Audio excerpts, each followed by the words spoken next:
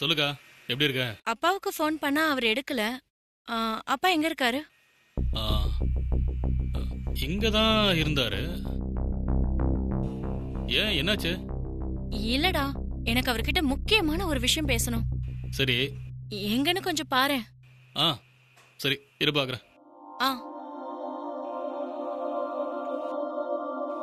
4 lorry load வந்திருக்கு. 2 லட்சம் ரூபாய் செலவாயிருக்கு. இதோ அப்பா இருக்காரு. அப்பா, அக்கா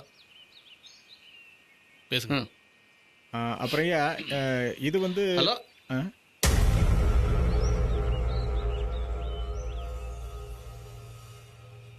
கண்ணு, என்ன கண்ணு இந்த நேரத்துல போன் பண்ணிருக்கிற? ஏதோ முக்கியமான விஷயமா? ஆமாப்பா, நாம ரொம்ப நாளா எதிர்பார்த்துட்டு இருந்த சந்தர்ப்பம் இப்ப தானா அமைஞ்சிருக்கு. நாம நினைக்கிற காரியம் நடந்தே தீரும். அப்படி நம்ம சந்தர்ப்பம் எங்கிட்டயும் சொல்லு, நானும் கேட்டு சந்தோஷப்படுவேன்ல. ஜீவா போலீஸ் அடிச்ச பிரச்சனை பெருசாயிக்கிட்டே போகுதுப்பா. அதனால ஜீவாவை வெளியூர் அனுப்ப பிளான் பண்ணாங்க. ஆஹா. நான் தான் குறுக்க புகுந்து பிளானையே மாத்திட்டேன். ஆ. ஜீவா இப்போ ஏற்காடு தான் வரப்போறான். உங்க பொறுப்புல தான் தங்க போறான். என்னம்மா சொல்ற? நிஜமாவா?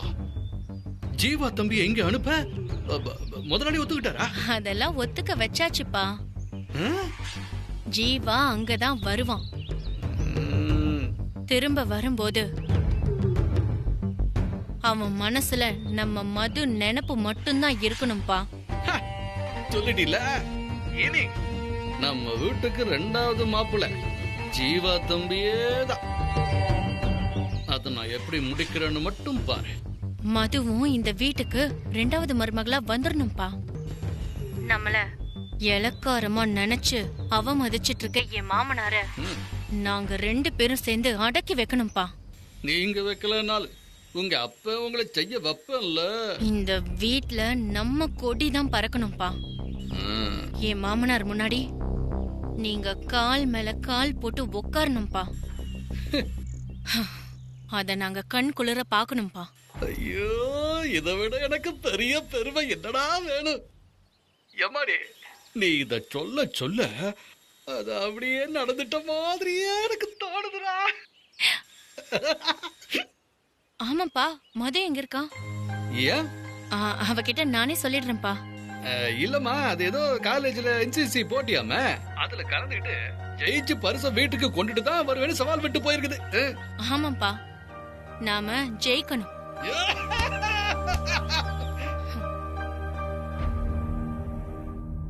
ஏய்.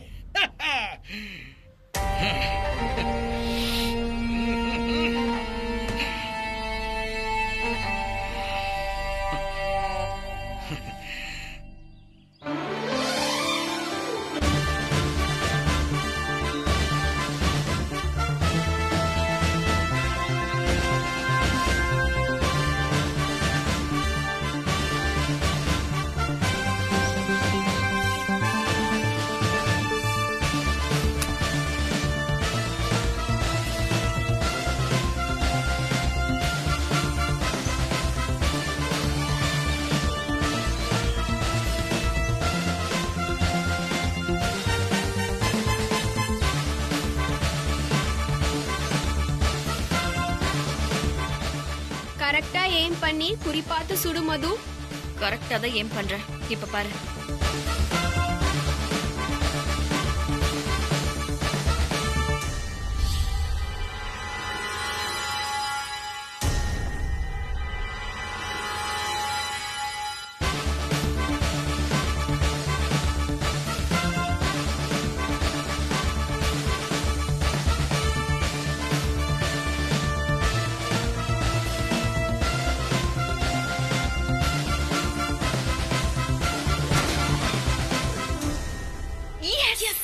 சூப்பர் மது. இன்னைக்கு நடக்க போற போட்டியில நீ தான் ஜெயிக்கணும். ஜெயிப்பேன். கண்டிப்பா நான் தான் ஜெயிப்பேன். நான் ஜெயிக்கணுங்கிறத விட அந்த மயில தோக்கணும். அவளை தோக்கடிக்கணுங்கிறதுக்காகவே நான் ஜெயிப்பேன். இன்னைக்கு இந்த போட்டியில அந்த மயில ஜெயிச்சுட்டா அவளுக்கு அந்த சாம்பியன்ஷிப் கிடைச்சிரும். அப்படி கிடைச்சிட்டா அவ ஆசைப்படுற மாதிரி ஐபிஎஸ் ஆகுறதுக்கு அது ரொம்ப ரொம்ப பிளஸ் பாயிண்ட் ஆயிடும். அப்படி எதுவுமே நடக்க கூடாது. அவளை தோக்கடிக்கணும். அவ ஐபிஎஸ் இல்ல, கான்ஸ்டபிளா கூட ஆகக்கூடாது.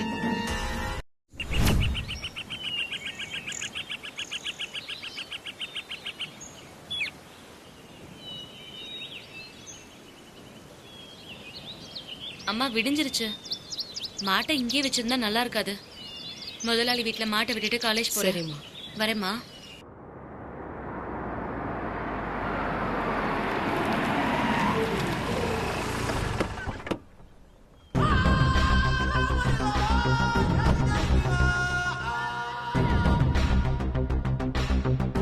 துபே, ஆ நீ போய் கச்சேரி ஆரம்பி, நான் வரேன். சரிப்பா.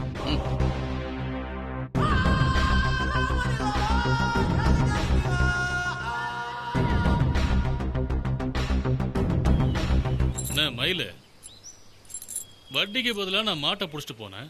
நீ ரோஷக்காரி, இழுத்துட்டு போங்கன்னு சொன்னேன். இப்ப எங்களுக்கே தெரியாம மாட்டை அவுத்துட்டு வந்துட்டியோ? அப்படிலாம் இல்லங்க. மாடு அதுவா அத்துட்டு வந்துருச்சு. என் வீட்டுல இருந்து கைத்த அறுத்துக்கிட்டு 3 தெரு தாண்டி கரெக்டா உங்க வீட்டுக்கு மாடு வந்துருச்சோ? யாரை ஏமாத்த பாக்குற? நாங்க யாரையும் ஏமாத்த பாக்கலங்க. ம். நாங்க மாட்டை மாடு மாதிரி வளர்க்கலங்க. எங்க வீட்டு புள்ள மாதிரி வளர்த்திருக்கோம். ஓ. ஏற்காடு அடிவாரத்துல கொண்டு போய் விட்டா கூட கரெக்டா எங்க வீடு தேடி வந்து சேர்ந்துரும். அப்படிதான் இப்பவும் வந்துருச்சு. மாட்டை கொண்டு வந்து உங்க வீட்டுல கட்டலாம்னு தான் இப்ப கிளம்பிட்டு இருந்தேன். ம்ஹும். அதுக்குள்ள நீங்களே வந்துட்டீங்க. இனி உங்க மாடல எங்களுக்கு வேணாம். நான் பாட்டுக்கு மாடை யாருக்கிட்டையாவது வித்து காசை வாங்கி வட்டி கணக்க நேர் பண்ண போறேன். அடுத்த நாளே மாடு அத்துக்கிட்டு உன் வீட்டுக்கு வந்துருச்சுன்னு வை. அப்புறம் என் நானே என்ன வருது? அதனால நீ என்ன பண்ற? வாங்கின காசை இப்பவே செட்டில் பண்ணிடு. அதான் நம்ம 2 பேருக்குமே நல்லது. இப்பவே பணத்தை எடுத்து எண்ணி வைனா நாங்க எங்க போவோம்? ஏத்து வைனா ஏத்து வை.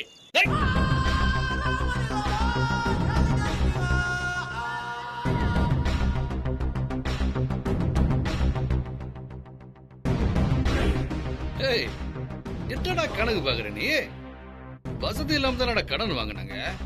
அதை திருப்பி கொடுக்க வக்கு இல்லாம தானே மாட்டை கொடுத்தாங்க. பழவ மாட்டை புடிச்சிட்டு போனதே தப்பு. ஆம்பளை துணை இல்லாத விடுறா பாவம். இவங்களுக்கு நாம தானடா உதவி ஒத்தாசையா இருக்கணும். பின்ன யாரை நம்பிட்டா தன்னோட பிள்ளைகள்லாம் கூப்பிட்டு இந்த ஊருக்கு பழக்க வந்துச்சு கோமதி. ஏதோ போய் பேரம் பேசிட்டு கோமதி, நீ ஒன்னும் மனசுல வச்சுக்கிறாத என்ன? ஏதோ வயசு வேகம் தம்பி ஒரு 4 வாரத்தை கொஞ்சம் அதிகமா பேசிட்டா அப்படி. கை நீட்டி கடன் வாங்கியிருக்கோம். நீங்க என்ன சொன்னாலும் நாங்க கேட்டுதானே ஆகணும். அப்படி சொல்றியா நீ? சரி, அப்போ நான் ஒரு யோசனை சொல்றேன், கேக்குறியா? சொல்லுங்க முதலாளி. நம்ம சின்ன முதலாளி சென்னையில இருந்து வந்து நம்ம கெஸ்ட் ஹவுஸ்ல தங்க போறாங்க. என்ன ஒரு 10-15 நாளைக்கு இங்கதான் இருப்பாங்கன்னு வையேன். அவங்க இங்க இருக்கிற நேரத்துல கெஸ்ட் ஹவுஸ் நல்லா கிளீனா வச்சுக்கிறேன். அவங்களுக்கு நல்ல வாய்க்கு ருசியா 4 விஷயத்த சமைச்சு போடணும். ஏதாச்சும் கேட்டாங்கன்னா போய் குடுகுடுன்னு ஓடி கடையில இருந்து வாங்கிட்டு வந்து குடுக்கணும். இல்லைங்க ஐயா, இதெல்லாம் சரியா வராது. என்ன கோமதி, நான் தான் சொல்றேன்ல, நீ நினைக்கிற மாதிரி எதுவும் பிரச்சனை எல்லாம் வராது.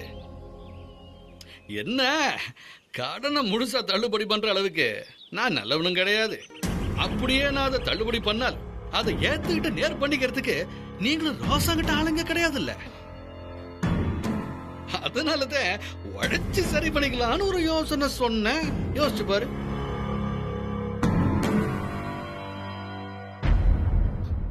அம்மா, இது சரியாதான் இருக்கு. வாங்கின கடனுக்கு கூனி குறுகி நிக்கிறத விட உழைச்சு கடனை தீக்கிறதுல தப்பு ஒண்ணும் இல்லையே. அது சொல்லுமா, சரின்னு சொல்லு. சரிம்மா. ஐயா, நாங்க வேலைக்கு வரோம். படிச்ச புள்ளதான் புத்திசாலிவாணி.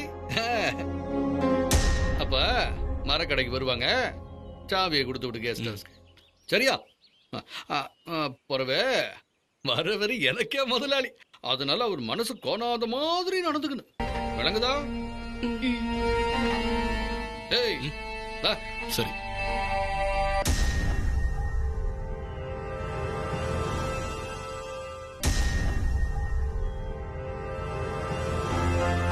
இந்த கடனை எல்லாம் கட்டி எப்ப மேல வர போறோம்னு தெரியலையே. நீ ஒன்னும் கவலைப்படாதம்மா. நம்ம பாடுபட்டு கடனை கட்டிடலாம்.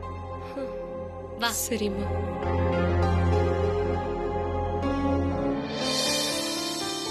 அவளை எப்படியாவது தோக்கடிக்கணும். நம்ம குரூப் எல்லாருமே இங்கதான் நிக்கிறாங்க.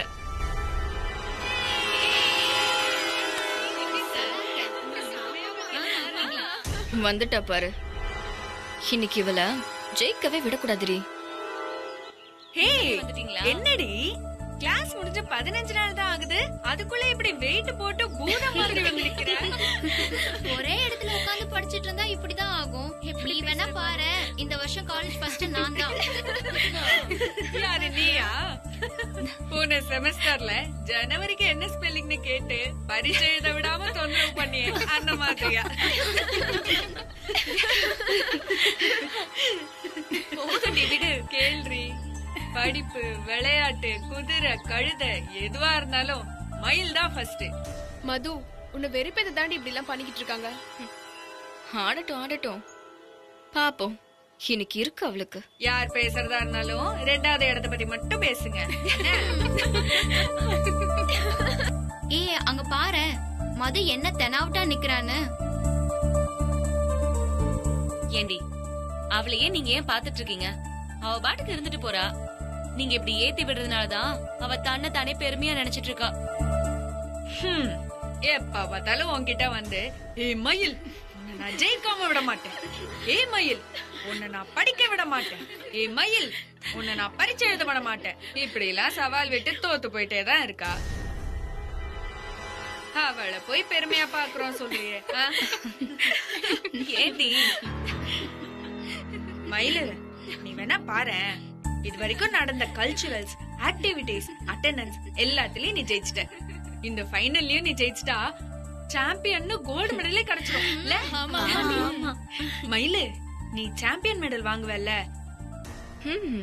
வாங்குவ. நீ வாங்குறத நானும் பாக்குறேன். அங்க நிக்கிறாளே அந்த மது, அவ பிடிங்கிட்டு விட மட்டும் பாத்துக்க. ஏய், கேட்டியா மது என்ன சொல்றாங்கன்னு? இந்த மயில சும்மா விடக்கூடாதுரி. அவளை சுத்தி இருக்கிற அண்ணன் காவடிங்க கிட்டலாம் என்ன பத்தி கமெண்ட் அடிக்கிறா. அவளுங்களும் வெக்கமே இல்லாம சிரிக்கிறாளுங்க. என்ன செய்யணும்னு சொல்லு மது, செஞ்சிடுவோம். காலேஜ் ஆரம்பிச்ச நாள்ல இருந்து இப்படி தாண்டி சொல்றீங்க. காலேஜே முடிஞ்சிருச்சு, இன்னும் ஒண்ணு கூட உருப்படியா செய்யல. சரி, முடிஞ்சதை விடு. இப்ப என்ன செய்யணும்னு சொல்லு. நடக்கிற போட்டியில இவ ஜெயிக்கவே கூடாது. அந்த கேங்ல இருந்து எவ்வளவு ஒருத்தைய கரெக்ட் பண்ண, பணத்தை காட்டி கூட்டிட்டு வா. சரி.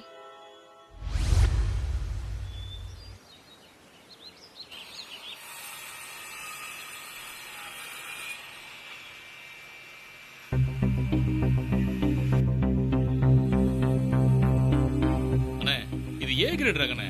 இந்த சரகத்திலேயே இந்த ரகத்துல நீங்க வேற எங்கேயும் வாங்கவே முடியாது. சதுரம் 2400 ரூபா தான். விலை ரொம்ப அதிகமா சொல்றீங்களே. சேர்வராயன்ல சதுரம் 1800 தான் சொன்னாங்க. கோபி, ஒரு நிமிஷம். அது பி கிரேட்ண்ணே. அது அவனை விட 100 ரூபா கம்மியா நான் தரேன் உங்களுக்கு. எத்தனை வருஷம் ஆனாலும் கான்கிரீட் மாதிரி நிக்கும். அண்ணே, யோசிக்காதீங்கண்ணே. பொருளுக்கு நான் கேரண்டி. இது பாருங்க, நம்ம பொருள் எல்லாமே தரமா இருக்கும், தெரிஞ்சுக்கங்க. இருந்தாலும் அவ்வளவு தூரத்துல இருந்து நான் வந்திருக்கேன், கொஞ்சம் குறைக்கலாமே. சரி, நீங்க பாருங்க, உங்களுக்காக சதுரத்துக்கு 50 ரூபா கம்மி பண்ணி தரேன். நீங்க என்ஜினியர்ட்ட போய் அளவு வாங்கிட்டு வந்துருங்க. 1/2 மணி நேரத்துல அறுத்து வாங்கிட்டு போயிட்டே இருங்க. சரி, நான் போய் அளவு வாங்கிட்டு வரேன். சரிண்ணே, சீக்கிரம் போய் அளவு வாங்கிட்டு வாங்க. போங்க போங்க, போயிட்டு சீக்கிரம் வந்துருங்க.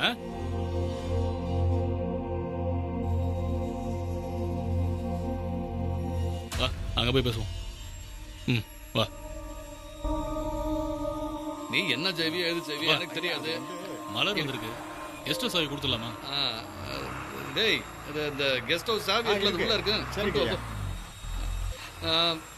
இந்தம்மா, போய் கெஸ்ட் ஹவுஸ்ல எல்லா ரூமையும் திறந்து நல்லா சுத்தமா கிளீன் பண்ணி வைக்கணும், சரியா? அதுக்கு பிறகு என்ன செய்யணுங்கிறத நான் நேர்ல வரும்போது அங்க சொல்லுவேன். விளங்குதா? எந்த தப்பு நடக்கூடாது. டேய் ஐயா, சீக்கிரம் போடா போடா.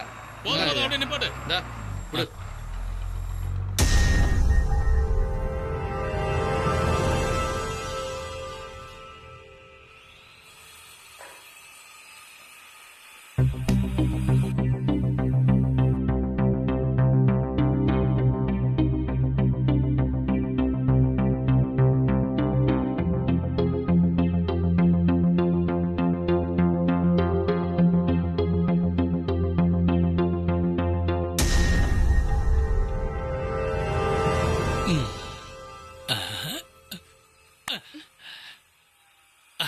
அப்புறம் நான் உங்க மேல கோவமா இருக்கேன். ம், உங்ககிட்ட காசை வாங்கிட்டு நாங்க என்ன ஏமாத்திட்டு ஓடிட்டு போறோமா? வயக்காட்டுல உழுவுற நேரத்துல வந்து மாட்டை ஓடிட்டு போயிட்டீங்க. இந்த பாரு, முதல்ல ஒரு விஷயத்தை நல்லா புரிஞ்சுக்க. காதல் வேற, கந்து வெட்டி வேற. எப்படி காதலுக்கு கண்ணு இல்லையோ அதே மாதிரி காசுக்கும் கண்ணு இல்ல. கடன் வாங்கின இடத்துல கருணையை எதிர்பார்க்க கூடாது கண்மணி. எங்களுக்கு கருணை எல்லாம் வேணாங்க. எங்களோட கஷ்டத்தை புரிஞ்சுக்கிட்டா போதும். பாவம் மயிலு அன்னைக்கு முழுக்க மாட்டுக்கு பதிலா ஏர் இழுத்துட்டு ராத்திரி முழுக்க வலியால கஷ்டப்பட்டா. ஒரு நிமிஷம் எங்களை பத்தி யோசிச்சிருந்தா மாட்டை ஓட்டிட்டு போயிருப்பீங்களா? இத பாரு, சொன்னா புரிஞ்சுக்க மல. நீங்க பாரு, குடும்பத்தையும் தொழிலையும் தனித்தனியா வச்சிருந்தாதான் மனுஷன் பொழைக்க முடியும். அத முதல்ல புரிஞ்சுக்க. இப்ப உன் குடும்பத்துக்கு ஏதாவது செய்யணும்னு நினைச்சா எனக்கு கல்யாணம் பண்ணி வந்ததுக்கு அப்புறம் எவ்வளவு வேணாலும் காசை அள்ளி கொடு, உன் குடும்பத்தை கரையாதிக்க. இப்ப மட்டும் உங்களுக்கு கல்யாணம்னு சொல்ல தெரியுது. என்ன பொண்ணு பார்க்க வரும்போது இந்த கரிசனை உங்களுக்கு எங்க போச்சா? மலரு, எனக்கு மட்டும் இன்னொருத்தன் உன்னை பொண்ணு பார்க்க வரணும்னு ஆசையா? எனக்கு தெரிஞ்சிருந்தா வந்தவங்களை ஊருக்குள்ளே விடாம அடிச்சு விரட்டி இருப்பேன். மலரு, நல்ல வேலை நான் பயந்துட்டே இருந்தேன். எங்க உனக்கு கல்யாணம் நிச்சயமாயிடுமோன்னு சொல்லி.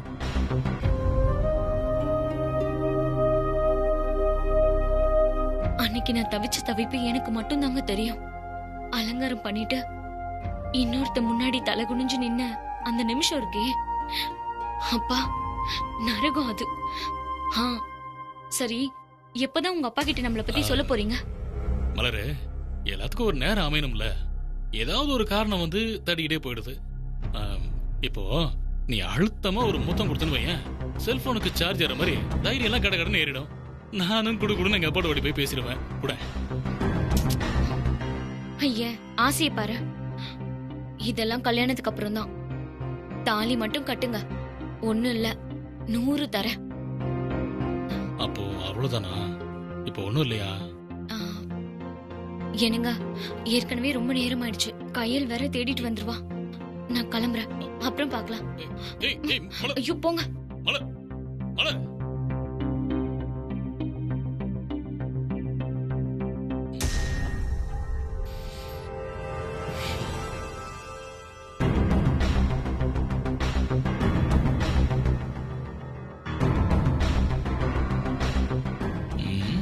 வருஷம் 2020 முடிஞ்சு போச்சு.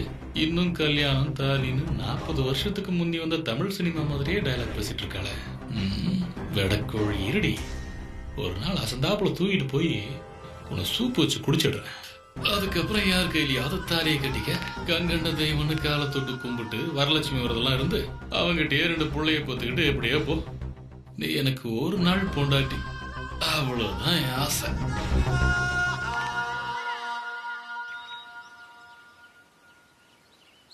மது, இவ சரின்னு சொல்லிட்டா, ஆனா கொஞ்சம் பயப்படுறா. நான் தான் மது கிட்ட நிறைய காசு இருக்கு, எவ்வளவு வேணாலும் கொடுப்பான்னு சொல்லி அழைச்சிட்டு வந்தேன். நீ ஷார்ப்படி. சில சமயம் சொதப்பினாலும் தேவைப்படுற டைம்ல கரெக்டா விக்கெட் எடுத்துடுற. காசுக்கு ஆசைப்பட்டு தான் வந்தேன், ஆனா எனக்கு பயமா இருக்கு. என்ன விட்டுருங்களேன், நான் அப்படியே போயிடுறேன். அதெல்லாம் நீ ஒன்னும் கவலைப்படாத. நீ பெரிய கெட்டதெல்லாம் ஒண்ணும் பண்ண போறது இல்ல. கத்திய கொடுத்து உன்னை குத்துன்னு நான் சொல்ல மாட்டேன். வேற என்ன பண்ண சொல்ற? இந்த மாத்திரையை கொண்டு போய் மயிலு குடிக்க வச்சிருக்க வாட்டர் பாட்டில்ல கலந்துரு. அவ்வளவுதான். இந்தா.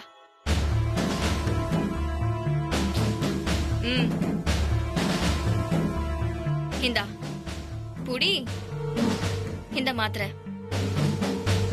நீ போலாம், யோசிக்காத, கிளம்பு.